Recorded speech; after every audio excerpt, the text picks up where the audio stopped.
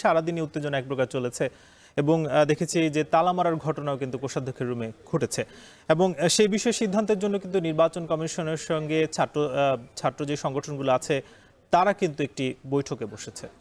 আরেকটি খবর যদি আমি একটু বলতে চাই, আপনি জানেন নিশ্চয়ই কম্বাইন্ড ডিগ্রির দাবিতে বাংলাদেশ কৃষি বিশ্ববিদ্যালয়ের ভিসা সহ একাডেমিক কাউন্সিলের প্রায় 250 শিক্ষককে 5 ঘন্টা ধরে অবরুদ্ধ করে রেখেছে শিক্ষার্থীরা। সেই খবরও কিন্তু আমরা দর্শকদেরকে একটু জানাবো। তবে আমরা একটু রাজশাহীতে শুরুতেই যেতে চাই। মারুফ হাসান আছেন আমাদের সঙ্গে।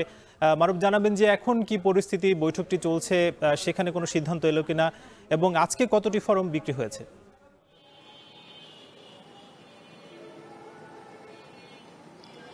ধন্যবাদ সাকিব। আপনি জানেন যে সকাল থেকে রাজশাহী বিশ্ববিদ্যালয়ের কেন্দ্রীয় ছাত্র সংসদ নিয়ে শিক্ষার্থী এবং এখানে ছাত্র দল সহ অন্যান্য যেসব রাজনৈতিক দল আছেন তাদের মধ্যে হাতাহাতি হয়। এক পর্যায়ে এখানে আমরা দেখেছি যে বেশ কয়েকজন শিক্ষার্থী সহ ছাত্র দলের নেতাকর্মীরা গুরুতর আহত হয়। পরবর্তীতে তাদেরকে কিন্তু মেডিকেলে নিয়ে যাওয়া হয়।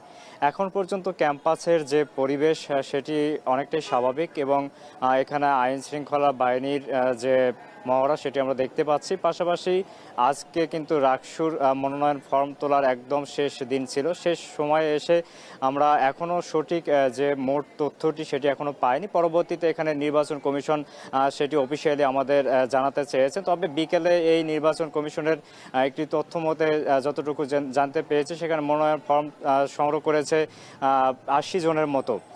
কিছুক্ষণ আগেই এখানে রাজশাহী বিশ্ববিদ্যালয়ের যত ধরনের ছাত্র সংগঠন এবং যারা রাকসুর প্রার্থী হিসেবে মনোনয়ন ফর্ম সংগ্রহ করেছে তাদের সহ ছাত্র দল সহ এখানে সিনেট ভবনে নির্বাচন কমিশনের একটি মিটিং বসেছিল। সেই সবাই একটি সিদ্ধান্ত নেওয়ার কথা ছিল যে সেখানে রাকসু নির্বাচনে প্রথম বর্ষের শিক্ষার্থীরা অংশগ্রহণ করতে পারবে কিনা এই বিষয় নিয়ে আলোচনা দীর্ঘ সময় ধরে হয়। এক পর্যায়ে গণতান্ত্রিক ছাত্র জোট এবং ছাত্র দলের নেতাকর্মীরা আলোচনা সভা শেষ না করেই সেই সিনেট ভবন থেকে বের হয়ে আসেন। পরবর্তীতে এখানে শিক্ষার্থীদের সঙ্গে তারা চূড়ান্ত সিদ্ধান্ত নিতে পারেনি। তবে নির্বাচন কমিশন পরবর্তীতে সেই সিদ্ধান্ত নেবেন বলেও আমাদের জানিয়েছেন এবং পরবর্তীতে তারা আমাদের আপডেট জানাবেন। সাকিব, রাজশাহী বিশ্ববিদ্যালয়ের কেন্দ্রীয় ছাত্র সংসদ রাকসুর এই ছিল আমার কাছে সবশেষ তথ্য। এবারে আমরা যাব ময়মনসিংহের সহকর্মী ইমতিয়াজ আহমেদের কাছে। ইমতিয়াজ, আমরা বলছিলাম কম্বাইন্ড ডিগ্রির দাবিতে বাংলাদেশ কৃষি বিশ্ববিদ্যালয়ের ডিগ্রি সহ একাডেমিক কাউন্সিলের প্রায় 250 শিক্ষককে 5 ঘন্টা ধরে অবরুদ্ধ করে রেখেছে শিক্ষার্থীরা। সেক্ষেত্রে শিক্ষার্থীদের দাবির বিষয়ে বিশ্ববিদ্যালয় প্রশাসন কি বলছে এবং এই যে অচল অবস্থা তৈরি হয়েছে সেই অবস্থা নিরসনে কোনো উদ্যোগ এখন পর্যন্ত নেওয়া হয়েছে কিনা? যতই বেলা গড়াচ্ছে, যতই রাত বাড়ছে, ততই কিন্তু পরিস্থিতি উত্তপ্ত হচ্ছে। বিশেষ করে এখন থেকে দুপুর 1টা থেকে অবরুদ্ধ অবস্থায় রয়েছেন শিক্ষক সহ এই বিশ্ববিদ্যালয়ের উপাচার্য।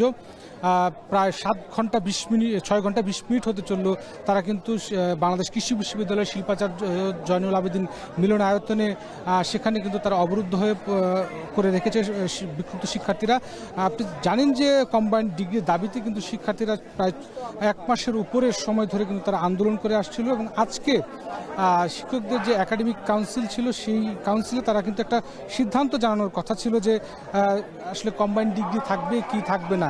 এবং দুপুর 1টার দিকে শিক্ষকরা তারা যে বিষয়টি জানিয়েছেন যে কম্বাইন্ড ডিগ্রির পাশাপাশি অ্যানিম্যাল হাজবেন্ডারি এবং ভেটেরিনারি সায়েন্স ডিগ্রি সহ 3টি ডিগ্রি থাকবে। সুতরাং শিক্ষার্থীরা কিন্তু আরও ক্ষুব্ধ হয়ে যায়। তারা যেখানে চেয়েছিলেন যে শুধুমাত্র একটি ডিগ্রি থাকবে সেখানে আরও 3টি ডিগ্রি। সুতরাং এই ক্ষেত্রটা তাদের জন্য আরও বৈষম্যের ব্যাপার এবং এর পরেই কিন্তু এই জয়নুল আবেদিন মিলনায়তনের মূল ফটকে এবং 2টি গেটেই কিন্তু তালা দিয়ে দেয়।